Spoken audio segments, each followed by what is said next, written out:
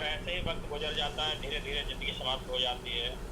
लेकिन सच्चा जीवन वही होता है जिसमें मनुष्य अपने श्रेष्ठ कार्य के साथ साथ समाज को, राष्ट्र को, अपने जीवन के बारे में, दूसरों के जीवन के बारे में अच्छे विचार, अच्छे कार्य, अच्छी भावनाएं, अच्छे कार्य करते हुए जिस व्यक्ति का जीवन गुजरता है वही जीवन सार्थक होता है, वही वास्तविक ज़िंदगी होती है।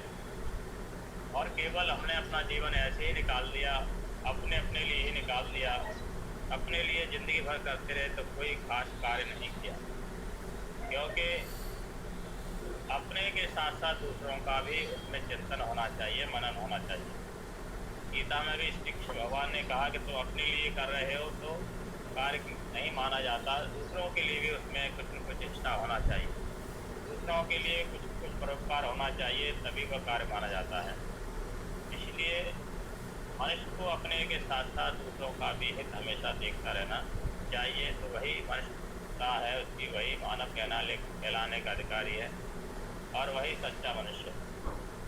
इसलिए जीवन परमपिता परमात्मा ने दिया है, बड़ा ही अनमोल है। और कहते हैं कि कई लोग कहते हैं कि क्या लेकर के आया था और क्या लेकर के जाएगा। अरे लेकर के बहुत कुछ आया था, इतने अच्छे संस्कार लेकर के आया था, इतना अच्छा ये शरीर परमपिता परमात्मा ने दिया, इसका कोई मूल्य नहीं है। और फिर भी मनुष्य कुछ अज्ञानवश कहते हैं कि परमात्मा ने हमें कुछ नहीं दिया, ऐसी खाली हाथ से। अरे परमात्मा ने इतनी अच्छी आपको रचना दी है, इतना इसका कोई संसार मूल्य दे ही नहीं सकता। ये हीरे चांदी जवाहरात से भर के रखे दिया है, तो फिर भी कहता है मनुष्य मुझे कुछ नहीं है, मेरे पास कुछ भी नहीं। इसलिए इस शरीर से, इस अमूल्य निधि से, इस अमूल्य नाव से, ये देवताओं के द्वारा बनाई हुई नाव से संसार का भी कल्याण करे, अपना भी कल्याण करे।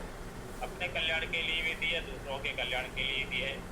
क्योंकि ये मनुष्य जीवन ही, ये मनुष्य शरीर ही दूसरों के हित की, दूसरों के भलाई के लिए, दूसरों के परोपकार के लिए, सबके लिए परमपिता परमात्मा ने दिया है। तो मनुष्य जाता है तब भी अच्छे कर्म करके जाता है, पवित्र कार्य करके जाता है। मनुष्य को कौन याद करता है? कोई याद नहीं करता। घर परिवार के जितने भी मित्र दोस्त संबंधी होते हैं, थोड़े दिन कोई कम दिन ज़्यादा करता है, कोई ज़्यादा दिन करता है, और एक लिमिट ऐसी आ जाती है कि फिर दिमाग से ही निकल जाता है। कुछ गिने चुने बहुत ही जैसे प्यारे होते हैं उनके दिमाग में रह जाता है, फिर धीरे धीरे सब भूल जाते हैं।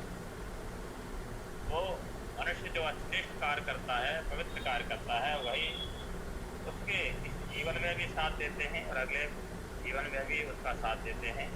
जितना जितना मनुष्य श्रेष्ठ कार्य करता है, जितना मनुष्य राष्ट्र हित करता है, जितना सामाजिक कार्य करता है, जितना लोक करता है, उतना ही उस मनुष्य का इस समाज में जीवन के इस पक्ष में भी और जीवन के उस पक्ष में भी उसको मान सम्मान प्राप्त होता रहता है। तो सच्चा जीवन वही है। परमपिता परमात्मा ने जो हमें अमूल्य निधि दी है, जिसका कोई मूल्य नहीं है, उस अमूल्य निधि से हम जो है अपने विचारों को, अपनी ऊर्जा को, अपनी सद्भावना को जितना आगे विस्तृत करेंगे, जितना फैलाएंगे, उतना ही हमें वापस प्राप्त होता है। और एक मंत्र में भी कहा, सत्भूम्या संभवतः, मैंने पहले कहा था, सत्भूम्या संभवतः। जैसे जैसे मनुष्य इस पृथ्वी पर कार्य करता है, श्रेष्ठ कार्य करता है, चाहे गलत कार्य करता है, उसका बहुत बड़ा रूप इस ब्रह्मांड के अंदर, यूनिवर्स के अंदर विस्तृत रूप से फैल जाता है। तो ऐसे ही इन महापुरुषों ने वेद की वाणी का, गीता की वाणी का श्री कृष्ण भगवान ने जो उपदेश किया है, आज भी लोग रिसर्च कर रहे हैं कि ब्रह्मांड के अंदर जो कौन सी तरंगें हैं, कौन से वचन हैं जो हम कुछ प्राप्त करना चाहते हैं, जिससे हमारे जीवन का कल्याण हो, सब संग्रह करना चाहते हैं। ऐसे ही इस ब्रह्मांड के अंदर, इस भूलोक के अंदर हम अच्छे कार्य करते हैं, पवित्र कार्य करते हैं, तो वह भी उनका विस्तार होकर के वो भी बदला आगे बढ़ जाते हैं। और फिर जैसे जैसे मनुष्य कर्म का फल करता है, फिर हमें वैसे ही उसी रूप में, विस्तृत रूप में, बड़े रूप में हमें प्राप्त होते हैं, जिसका हम उसका फल हमें प्राप्त होता है। अच्छा व्यक्ति कर्म करता है तो अच्छे कर्म के साथ साथ उसको खुशियाँ लाता है और आनंदमय उसका जीवन रहता है, खुशहाली उसके जीवन के अंदर आती है। और जैसे ही व्यक्ति वो गलत कार्य करता है, उसका भी बड़ा रूप करके वापस आता है, फिर उसको दुखी करते हुए उसके जो हैं उसको परेशान करते हैं उसके कर्मों का फल जीवन में कहा मैं संभवता है कि संसार में पृथ्वी लोक पर जो भी व्यक्ति अच्छे कर्म करता है, श्रेष्ठ काम करता है या गलत काम करता है, तो बहुत बड़े विस्तार के रूप में उसको उसका फल प्राप्त होता है। इसलिए हमें हमेशा श्रेष्ठ कार्य करते हुए, गुप्त कार्य करते हुए अपने जीवन को सफल बनाए और दूसरों के जीवन को भी सफल बनाए, तभी हमारा वास्तविक जीवन सार्थक होगा। इन्हीं शब्दों के साथ मैं आपको बार बार बहुत बहुत बधाई देता हूँ आपके जन्म। धन्यवाद आचार्य जी, शुक्रिया, धन्यवाद आपके आशीर्वाद के लिए। अभी हम शांति पाठ की ओर बढ़ेंगे, तो शांति पाठ भी करा दें।